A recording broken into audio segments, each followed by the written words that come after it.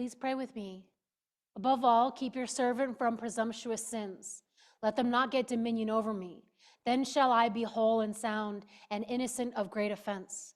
Let the words of my mouth and the meditation of my heart be acceptable in your sight, O God, my strength and my Redeemer. Amen. Please be seated.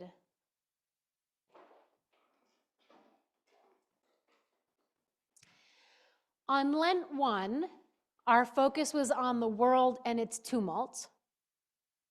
Then last week on Lent 2, we turned our attention toward our own nation and its chaos. But all of that, while important, still feels a bit out of reach. Like I mentioned last week, it is easy to blind ourselves to our local problems by focusing more broadly beyond where we live. Remember? We can by focusing on global problems, we can turn a blind eye to our national problems. Same thing goes for focusing on national problems. We can turn a blind eye to our even more local problems. It is easy to ignore national chaos because of global tumult, and it is easy to forego attention to local turmoil by focusing on national chaos. Okay? Thinking it's them over there with the problem, right? Think about it. That country over there, that's so sad, that's their problem, they did this, and national, well, that's the people over there in other locations. It has nothing to do with me, but the reality is, even though it's worth that giving some attention to global and national crises and unrest is a good thing, ultimately it could become a blind that keeps us ignorant of what's going on even more locally. Okay? We cannot lose sight of the fact that large problems actually start small. Rarely is a large problem just born into the world large. Adults aren't born, right? They start as babies, and there's a number of very good reasons why that is so, and I am grateful, right? But big problems start small, right? Princess and the Pea. Any of you know that story? Right?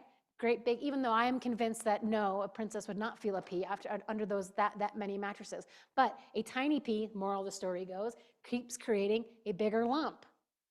All right? Those of you who struggle with math, there's probably an error somewhere in your thinking way back when that was never resolved. That became a bigger problem as you went up. Same thing with grammar or everything. These problems start small, but they can become big, right? Our local communities are actually fractals of the globe. What's going on here in Grand Junction or Mesa County has resemblance to what's going on globally. You ever thought about that? The problems of the globe are also present in our local communities. Our communities are as bogged down by deep divides infecting our nation and world. Think about it. Just look at what's going on in massive wars and genocide, and then look what's going on in the nation and see how those things are reflected down here more at the local level. Bumper stickers driving around, it is 2024, it's an election year. I say it so that you don't catch it. You know, you whisper viruses. Bumper stickers tell you whose side everyone is on, as well as personal yard signs and even church marquees. You know what makes me mad in the lickety split of a second? An ill-worded church marquee. Or a message that I'm just like, that's bad.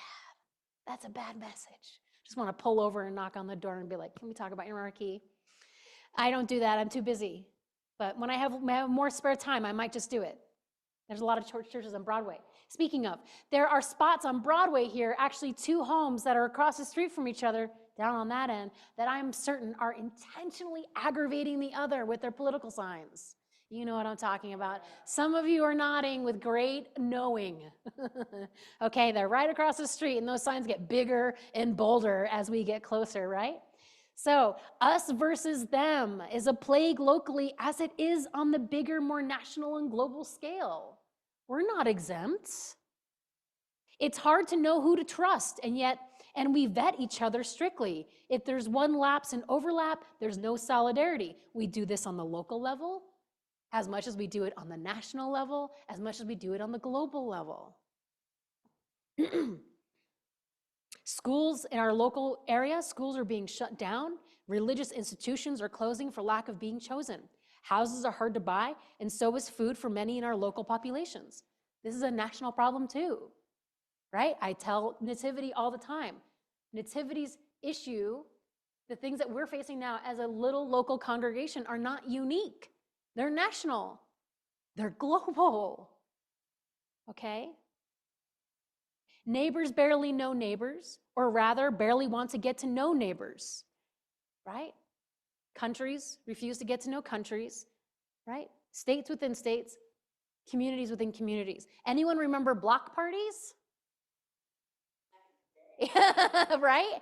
We had one when we lived in Westport, West Ambler Road, and it was a walk up and then a walk down. There's a cul-de-sac, and we loved the Hot Wheels, and we would have the adults would have block parties, and the kids would just get on Hot Wheels and go zooming down the hill, and then do the hard turn, and the thing would spin out, and tons of kids were out playing. Right?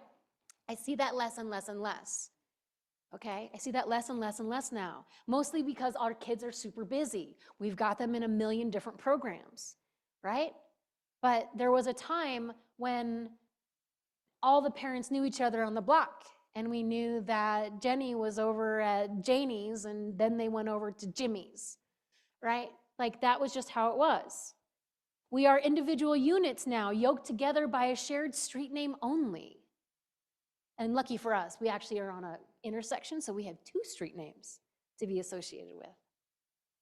Unity seems to be breaking down more and faster as invisible segregation lines are drawn between rich and poor, housed and unhoused, fed and unfed, abled and differently abled, young and old, in our own local environment, as much as it is as a national problem and a global problem.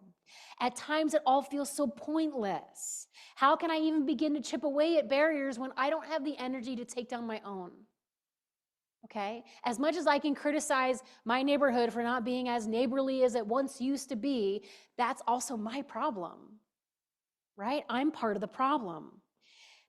It's easier to be blind. By remaining behind my own barriers, I can remain blind to my neighbor and their lives.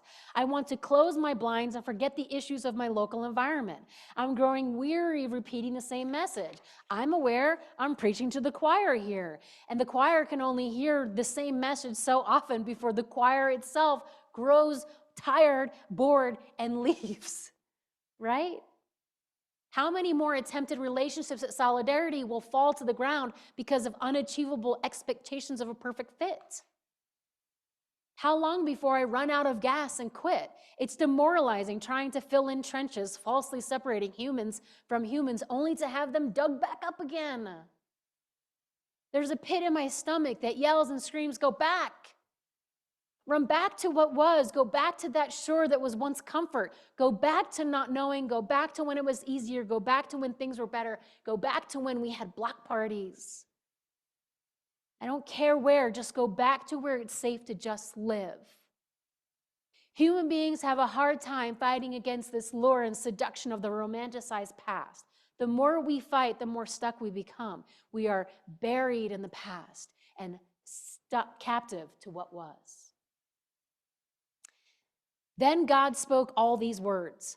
"I am the Lord your God, who brought you out of the land of Egypt, out of the house of slavery. You shall have no other gods before me." It's from our Exodus passage. In our First Testament passage, we witness Israel receiving directly God's 10 commandments, or better, God's 10 words or 10 statements. Okay? The 10 words, which is how I'll refer to them, arrives midway in the story of Israel's release from Egypt and their journey towards something new. Chapter 15 marks the end. So the commandments show up in Exodus 20. There's another 19 more chapters after that, okay? I'm just going to backtrack a little bit to just show you what's going on in Israel's life to give you a broader picture. So back in chapter 15, this marks the end of the old life of slavery and captivity and the beginning of Israel's new life as liberated disciples of God. That's chapter 15 in Exodus. Okay, it's right on the shores, right? Chapter 14 is the waters part, and then it collapse, and the Israelites are on one side, and the rest of the surviving Egyptian army is on the other, and there's a divide, and they are now free and liberated. And Miriam gives her great big song of celebration, and Moses gives a great big song of celebration. This is a new people on the shore, on the shoreline of their liberation, right? That's chapter 15 marks that moment where they're in this new spot, okay? In chapter 16, now you do remember too that one of the things that was the constant refrain going throughout Exodus is, let my people go worship their God. Let my people go so they can go worship their God. So now Israel is now these disciples of God that are going to be with God, okay? Then in chapter 16, the people grumble. Doesn't take long. The people grumble. It's been about, I'm guessing, based off of what I could tell from the text, a week since witnessing the great event of water tearing itself apart, once again, mind you, to create new life of liberation and love on the other side of the Sea of Reeds. A week since, and I quote, "And when Israel saw the wondrous power which the Lord had wielded against the Egyptians, the people feared the Lord. They had faith in the Lord and his servant Moses." That's literally chapter 14, 31. Okay, 1 week and they're already grumbling. It doesn't take long. It doesn't take much to send the people back toward their old disposition. Again, to quote the scriptures, the Israelites said to Moses and Aaron, "If only we had died by the hand of the Lord in the land of Egypt, when we sat by the flesh pots, when we ate our fill of bread. For you have brought us out into this wilderness to starve this whole congregation to death." They witnessed water separating itself, and now they want their leeks and they want their bread, right? Hunger will do that. I don't blame you. I am a nasty human being when I am super starving.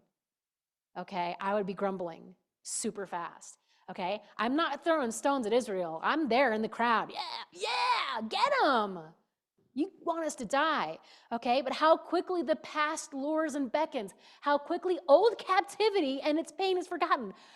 We would rather be in captivity in Egypt and making stones and having our bread than this weird random liberation that I have no idea where it's going or to what, okay? The past is a deadly lure, right? We will forget how bad it was. In response to the hunger, now moving forward, God gives them quail in the morning and manna at night. You know, manna means, what is it? It's that fine, flaky substance, the coriander. So essentially what they were saying was, what is it? And then that became its name. It's a good thing that when like one of my kids wasn't born, I wasn't like, who is this? And then in chapter 17, there is more traveling and more grumbling, this time about water. Here Moses strikes a rock and water flows. Now in chapter 18, Moses elects a council of men to help him administratively lead the people, right? So even as they're traveling as this group, there's still judicial, legislative, administrative needs that need to be done. And so Moses is hearing a lot of grumbling and complaining, right? And so there's an elected council that gets to support. So he's trying to meet all these needs. And then in chapter 19, which seems to be about 3 months, it says 3 new moons. I'm going to go with a basic understanding that's about 3 months, but though I am quite certain that not every month has a new moon. So it may have been a little bit longer than that, but I'm just going to say about 3 months. This is from verse 1 of chapter 19. The people of God find themselves at the base of Mount Sinai, where Israel's most defining moment with God is going to occur. As if the Sea of Reeds splitting apart wasn't enough, this becomes the most defining moment for Israel. Okay, so here we are at the base of Mount Sinai. It's here at Sinai where Moses goes up to commune with God and then will come back down to receive a message and bring it back down to the people. Chapter 20. What's the message? The commandments, or the 10 words. Okay, so in chapter 20, this is where we find ourselves. Okay, God gives Moses the 10 words to give to God's people Israel. Okay? It's these 10 words that will forever define and delineate Israel's new relationship with God. Most principally, you shall have no other gods before me. That's how this whole thing starts out. God's not messing around. You will not have yourselves before me. You will not have the past before me. Israel shall always keep God front and center, and by doing this, they will also keep their neighbor in their sights too. Okay? Now remember that those 10 words can be split. And we say 2 tablets. Moses, isn't there a funny one where like Moses had 3 tablets and dropped one, right? Anyway, the 2 tablets are broken down. One is principally focused on God and Israel's relationship with God. And the second one, which is like unto it, is one that's focused externally towards the neighbor. It's the ethical portion, okay? So these 10 words work together to beckon Israel forward unto God, to proceed as God's disciples. Now remember, going back to the beginning and the constant refrain of Exodus in the beginning, release my people, Moses says to Pharaoh, so they may go worship their God. Exodus 20, what does it look like to worship God? The 10 statements. Okay? To love the Lord your God with all their heart and mind. You shall have no other gods before me, because I am the God that liberated you from Egypt. That's essentially what that one says, right? Not another God, not the flesh pots, not the bread, not the leeks. None of them did that. I liberated you from Egypt. You are now a new people defined by these 10 words. This isn't just any law, but one elevated and sanctified.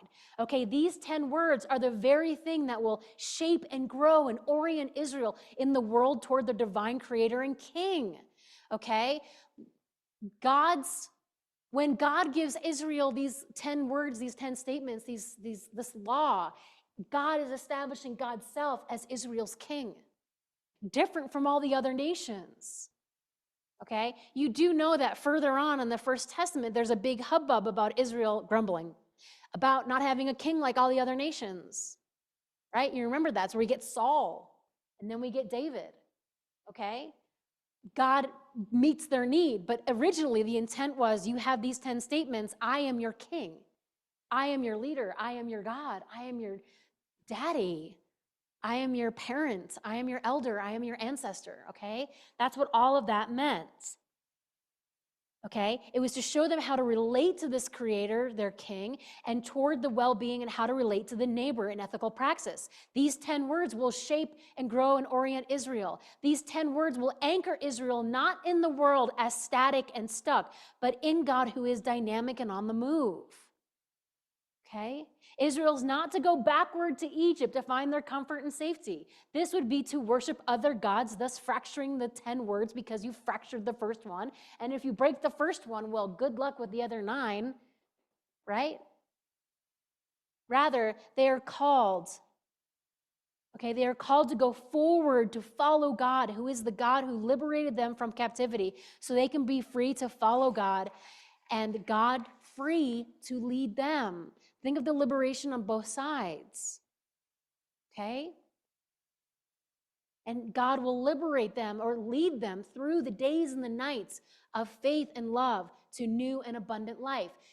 The Mount Sinai moment, this reception of the law, we see them as the banal 10 commandments, right? Thou shalt not commit murder. Thou shalt not steal, right? No, this is a big and form-making event for Israel. This is the event, the Torah, the revealing. This law reveals God's essence, God's person, what God loves, what God desires, tells Israel how to live in the world that they are going into new. Okay? So God is not stuck in the past. God is not captive to what was. We are. We let that burden happen. We make the past an idol and a god. God summons and coaxes forward God's beloved. All creation, from the teensiest, weensiest critter to the biggest, ziggest beast, from the ones that live deep in the oceanic abyss to the ones residing on the peakiest of mountains. God woos the beloved forward into something new, all caps, okay? Into something new and of God, because backward is the stuff of humanity that has long ago expired, gone sour, and become septic. Liberation for Israel is not liberation to go backward, which is a return to captivity. They want to. Let us go back to when we had bread and we weren't hungry, at least. Okay? Rather, Israel is liberated to step forward into the unknown. They're dared to fall into the void of faith in God, knowing that their path will be illuminated step by step by the presence of God, by the divine fire and cloud formed by the 10 words. Okay, a reference to when they're journeying and God leads them in a cloud during the day and a pillar of fire at night. That's between chapter 14 and chapter 20, that reference.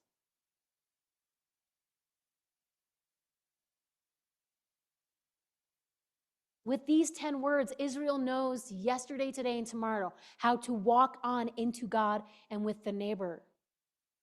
For us, in our situation, looking around at our local atmospheres, looking at the isolation, the alienation, the loneliness, the lack of solidarity, the barriers, and the existential fatigue and exhaustion, we who follow Christ follow a new and different way of God.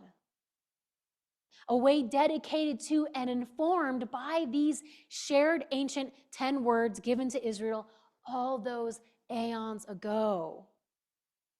Through these sacred 10 words, we are exhorted to be bold, to dare to love through barriers, to reach out, to keep trying, to stand up after we fall, and have the audacity not to be intimidated by the local narratives, wishing to silence by means of fear and anger.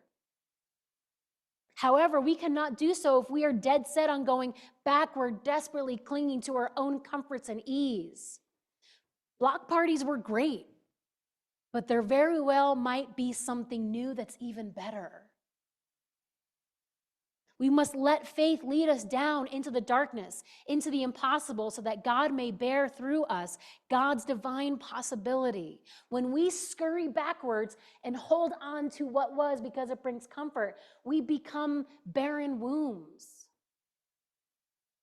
When we release what we've known and are willing to become uncomfortable, we step into the fertility of being the source where God bears God's divine possibility through us. We, like Israel, must walk with God by cloud and a pillar of fire, step by step. So, beloved, God calls, may our ears perk up. God comforts, may our souls be soothed. God speaks, may our ears delight in comforting words. God comes, may we run to Abba God. God is doing a new thing in this man from Nazareth, Jesus, the beloved, in whom, by whom, and through whom we are being coaxed forward, being coaxed to release, to be released from the past and liberated from what was.